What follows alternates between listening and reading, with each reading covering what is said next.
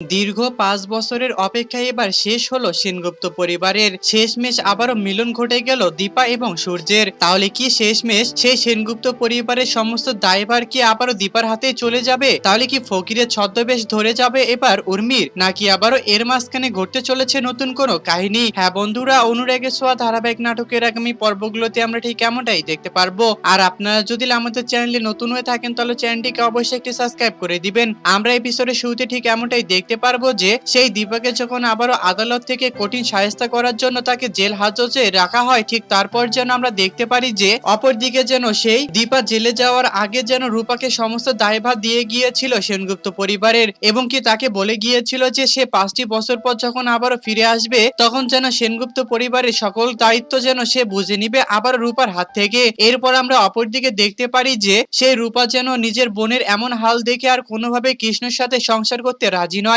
সে এবার বাড়ি ফিরতে চায় একাগ্রস্ত ভাবে। এরপর আমরা অপরদিকেও দেখতে পারি যে উর্মি যেন বেশ অনেকটাই আনন্দ হয়ে যায়, মনে মনে আনন্দের বেশ হয়ে যায় তার, কেননা এখন তো পুরো ইন্ডাস্ট্রির মালিক এখন হবে উর্মি, কেননা তার উপরে আর কেউ নেই। এই কথা বলা মাত্রই যেন কয়েকদিনের মধ্যেই যেন উর্মির বেশ অনেকটাই ভাবসাব পাল্টে যায়, চাল চলনও পাল্টে যায় উর্মির। সে যে কথা বলে সেনগুপ্ত বাড়িতে তাকে সবাই যেন মেনে চলে, এমনটাই বলে বেশ অনেকটাই টাকা পয়সা হাতিয়ে নিয়েছিল উর্মি একাই। এরপর আমরা অপরদিকে দেখতে পারি যে দীপা যেন ভালো আচরণের কারণে জেল থেকে বেশ কয়েকটি মাসের মধ্যে ছাড়া পেয়ে গিয়েছিল।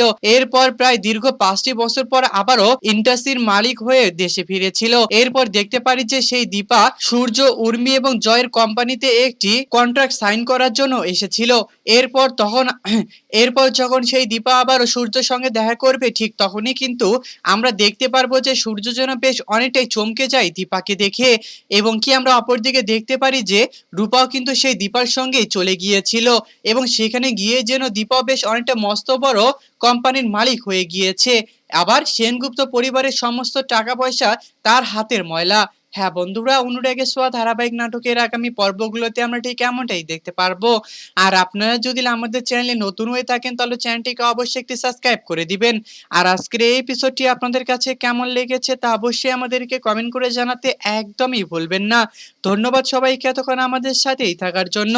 এবং পরবর্তী নেক্সট আপ এবং পরবর্তী নেক্সট আপডেট এবং পরবর্তী নেক্সট আপডেট নিউজ পাওয়া পর্যন্ত আমাদেরকে কমেন্ট করে জানাবেন।